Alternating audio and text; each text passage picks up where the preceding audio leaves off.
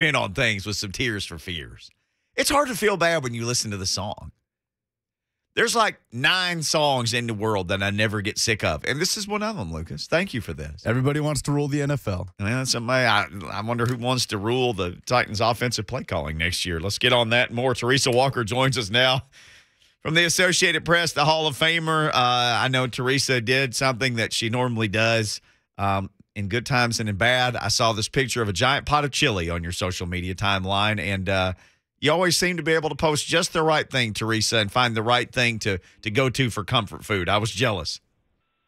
Well, I also made a stop at Waffle House late. I saw Saturday that too night when I finally got out of the stadium. So, what can I say? Saturday was a very, very long day, and comfort food. Everybody's been hurting, right? I heard your opening. Everybody's mad, angry, sad, hurt, bitter, just angry right now, and. I feel you. I understand, but calm down, breathe. I know this hurts. There's a reason why we love sports. We get so invested and we're on this ride. And then all of a sudden the adrenaline's gone and it's like, wait, what? I was starting to dream Super Bowl and it's over. And now this franchise has got, it's 22 years without a Super Bowl appearance or since the last one. And that's going to tick over for another year potentially. So that it's hurting. I understand. So hopefully, maybe my pot of chili inspired somebody to go make some for themselves and just sit back and settle for a minute. It's interesting. I started the show with this, and I said this, and I really believe it. And you've covered all the Titans teams every year. I don't remember fans ever being this mad. Like, I remember some people being mad, but Titans fans are always the bunch who are like, it's okay. We'll get him next year. Gosh, this guy's coming back. I feel good. I've seen less of that and more of just, I am PO'd. I'm mad. I've seen more of that than I've ever seen after a Titans loss in the playoffs. Well, there was a lot of anger at Al Del Greco after the 2000 loss. I'm just saying, okay? There was that. Poor Al. And I remember Al sitting in that locker room, and he waited until it was his turn to come out to the podium and address us and talk about, a very bad day for him. It was a rough day. But, you were tied at 16, 20 seconds left. Yeah. You've got the ball. You're driving down the field. Shoot, you had the ball well before the 2-minute warning. And we've seen this. We've seen this team so much, especially since Ryan Tannehill, 13 game-winning drives in the fourth quarter or overtime. It just felt like it was all set up for him to do that yet again in a game where, yes, they'd made mistakes. They'd given up some big plays, way too many field goals. And think about that, 9 sacks. They tied an NFL postseason game record with 9 sacks, led by Jeff Simmons with 3. I mean, it just felt like they were going to go ahead and win. There'd be a AFC championship game in Nashville next Sunday, the first one in franchise history. And, you look around, they beat Buffalo, they beat Kansas City, they beat the Rams. It's like, what's not to feel good about? It feels like, it's like this whole town and this fan base, they went up to that top diving board. And unfortunately, there was no water in the pool. Oh, man. Teresa Walker hitting us hard here on this Reaction Monday here on Blaine and Mickey. Well, I guess I'll start with that, Teresa. You talked about the team that I was on with Aldo Breakfast. I mean, man, where would you rank this loss in Titans history? And I mean, there's some memorable moments, but you would know better than anybody. Where would you rank this one? Well, I know that recency bias makes us want to say this is the worst because it hurts right now. But 2000, we knew that the winner of that game with the Ravens was going to go win a Super Bowl, and the Ravens did win a Super Bowl. So that one was like the Lombardi Trophy was just yanked out of Nashville's hand. 2008, that one hurt because you had Chris Johnson, you started 10-0, best record in the NFL.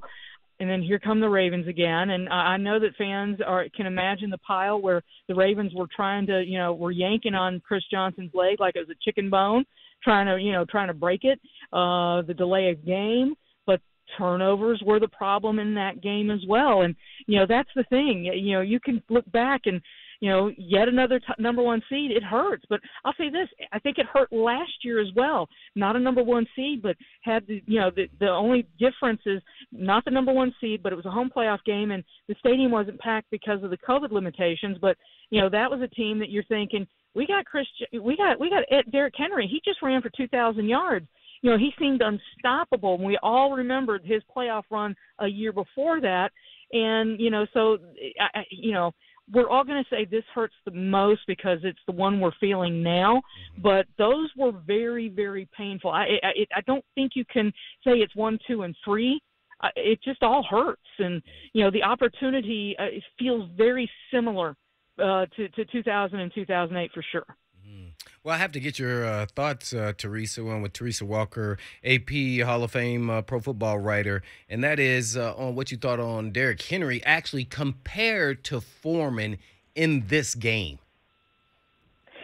Derrick had some good runs, but Foreman had the long run, which, the first and goal to 9, if you capitalize on that, never mind. But where has Derrick Henry been at his best? I mean, this is a guy who had not played in nearly 12 weeks, okay? So, you got him out there, you were getting some productive runs, especially, on that run that got him to the 9. I mean, he was ripping off. He had like a 9-yarder and had another 9-yarder in that drive, I think.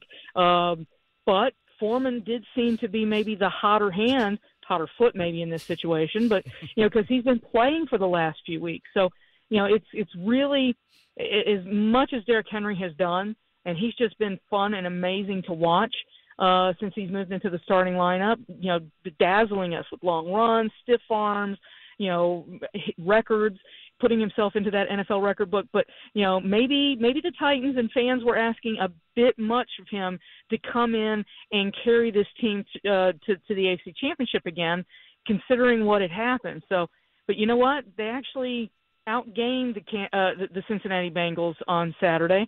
They ran the ball fairly well. It's going to come down to the fact that turnovers. They had 3 and they only got 1. Well, I'll let Mickey ask you about the turnovers in Tannehill, but I asked one more question. That is, what were your thoughts in the moment? Because I didn't mind it. I know a lot of people didn't. I know Mickey, he didn't too much care for it. That is going for the 2-point conversion there once you got the penalty and you're on the 1-yard line. I'll say this. You get the penalty moving you up to the 1. I would have loved to have seen a different play. Maybe, go a little bit wider. I mean, because, again, you're asking Derrick Henry to do that, when he's had a few snaps at that point in a game and to be Derrick Henry. So maybe give the guy a little bit of a hand and maybe, let Tannehill, fake Derrick and have Tannehill go the other way. How many times have we seen him run untouched into the end zone in the last 2.5 seasons? So play call different. I don't mind the aggressiveness so much. I know people say don't chase points early, and it's like you're at the 1. With a team that had more rushing attempts than anyone in the NFL, fifth, and I think it was fifth in rushing, you should be able to get a yard. They also couldn't get that on 3rd and 1 and 4th and 1 in the fourth quarter when they turned it on downs. So, maybe a better play call would have helped in that situation.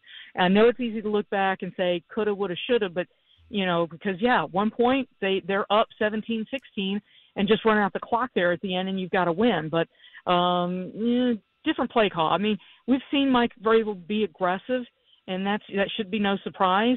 I know there's the idea you don't chase points early, but, again, you had a penalty on your opponent giving you a chance to move up to the 1. It's tough to – I know we're going to nitpick it, but I don't have a problem with that. The problem is they just didn't get the points.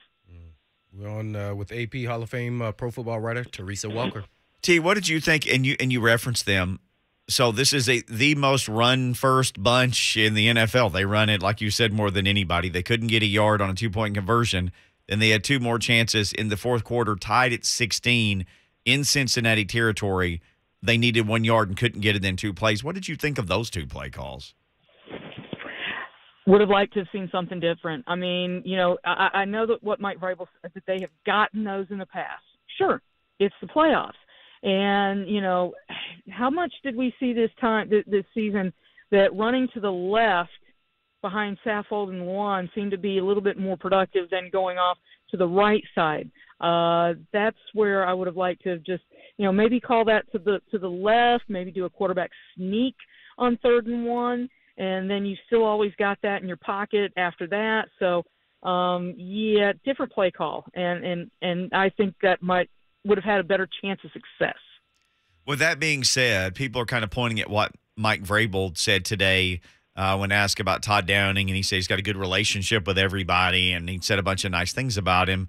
Mike Vrabel's not going to come out the Monday after a season and go, oh, yeah, we're firing that guy. But let me ask you, would you be surprised, or do you think they might make a change at OC after what happened on Saturday? Personally, I'd like to see a change. I mean, and listening to people who know football better than I do, some of on that the last interception, you had Firkser short, wide open in the middle, but you had like 3 guys going deep on a 3rd and 5. And, it just, some of the schematics, some of the routes that the receivers are running, and I know that injuries were a problem, right? We all remember the New England game where you had Cody Hollister up from the practice squad starting at wide receiver. Now is that something that he can improve on? How much were the injuries all to blame this year? All I know is that in the 1 year that Todd Downing was the coordinator in Oakland, that offense took a drop. And this year the Titans offense took another drop in points and yards, 2 of the big keys. And then, your quarterback doubled up his interceptions and some areas like that. Mike Vrabel did say later that there would be meetings with coaches through the week. Yeah. One of the questions I'd like to be asking Todd Downing is, what do we do to make this offense more productive next year? How can we be more creative and try to build on that? And, you're right, Mickey. He's not going to come out Monday, not even 48 hours after that loss. We're closer to, 36 almost when he talked to us at 11 o'clock and say, yeah, I'm firing a guy. No, that's not going to happen. Yeah. Teresa Walker, our guest from the Associated Press, at Teresa M. Walker, joins us on Blaine and Mickey Talking Titans. Yes, Teresa, I guess for me, Tannehill, I mean, where are you at with Tannehill now? You've seen 3 years. Where do you think the fan base is, and where do you think the organization is? A 3-in-1 question on Tannehill. Well, Blaine, the organization is stuck with him. I mean, Right. You look at that cap number and his salary, and I don't know how you get out of that. David Copperfield couldn't make that disappear. I know that there's some teams and some front office people. Vin Marino can work the numbers and the salary cap numbers better than anyone. But guess what? You're kind of married to him for one more season, right? So do you maybe upgrade at backup like they did in March of 2019 to push and, try to see if that can help provide some help? Do you give yourself another option at quarterback by upgrading at that position? When asked about upgrading, I think Mike Vrabel said we're always trying to improve the depth of this team, but that certainly couldn't hurt. And right now, I understand everybody's mad, and when you're angry, you're looking. The reason the word scapegoat came to be is everybody put their troubles on one thing and sent the goat out of town. Right now, Ryan Tannehill is Nashville's scapegoat for the Titans' loss. And, and I know that people are mad that, he didn't come talk to y'all today. That we only got one offensive player out of 7 to come out and talk to us during the wrap-up. Guys, we just don't know if – and, Blaine, you remember this. Sometimes guys don't want to talk on wrap-up day. And, it's easier in the locker room to go a different way and avoid us. And when we're talking to people outside, it's even easier to avoid the media. No doubt about it. Man, we're on with Teresa Walker, AP Hall of Fame, Pro Football writer. And I guess lastly, where do you think the psychology of the fan base is now coming back if everything stays copacetic? Let's say mostly quarterbacks back, OC's back, most of the players are back. Where do you think they are with the Titans as far as supporting the team? Well, I'd hope that they don't suddenly say, no, I'm out, because, this team has gotten better, okay? This is the end of Mike Vrabel's 4th season, and we've seen them get better. Yes, 2 years ago they made the run through the road to the AFC Championship game, and now they've had 2 straight home playoff losses. but they did win 11 games in 2020. They won 12 games this year using 91 players. I'm still amazed that they won 12 games using 91 different players this season, an NFL record. So that tells me that the coaching staff does kind of know what they're doing. They had to get those guys ready to go in and play, sometimes on just 3 to 4 days' notice. In Dylan Radin's case, he had a few hours notice that he was starting at left tackle. So the coaching staff is working. This is a young roster. I mean, Jeff Simmons, you're not excited by the fact that he had a career-high 8.5 sacks, 3 in that playoff game. A.J. Brown, a franchise postseason record, 142 yards. And he talked about how he wants to come back and he wants to try to be one of the top 2 receivers in the NFL. There's talent here. You're just not going to win every postseason, and I know it hurts, but if you tap out on this team now, then you're going to miss whatever the ride is next year. And guess what? The roller coaster never stops running. Teresa, on the way out, this is just a hypothetical question to a writer that I trust your opinion, and I know you've seen a whole lot of everything in your life. Do you think what happened at the end of the Bills and Kansas City game might get the overtime rule changed, at least for the playoffs? Let's wait and see. I mean, didn't we have this conversation after the Patriots scored a touchdown in overtime at Kansas City in an AFC Championship game? We had the same conversations, and it didn't change, did it? So at this point, I'm going to need to see it happen before I believe it. Guess what? Bills maybe don't kick the kickoff with 13 seconds left through the end zone. So, there was no time that came off the clock there. Now, yes, you might have risked Mecole Hardman taking that ball to the midfield on the kickoff return when you squib it, but guess what? You did not do anything to help yourself in that situation. Teresa, you always help our situation. We appreciate you and look forward to your Grizzlies coverage and Titans offseason coverage, and more people can always follow you at Teresa M. Walker on Twitter, and they need to be doing that. Thank you, ma'am. Appreciate it, T. Thank you, gentlemen. Hall of Famer right there, person and writer, Teresa Walker. Always love catching up with her. All right, when we come back, the rest of this show, we got open phone, 615-737-1045. You can make it rain on the Mark Spain Real Estate Hotline. And also, you can listen to me not comparing Tannehill to Steve Young. The situation of getting over the snide took him 3 different playoff seasons to get over the snide, is what I said, for all those who can't actually hear. That was to a ding-dong in the Zone TV chat. We'll be right back with your calls.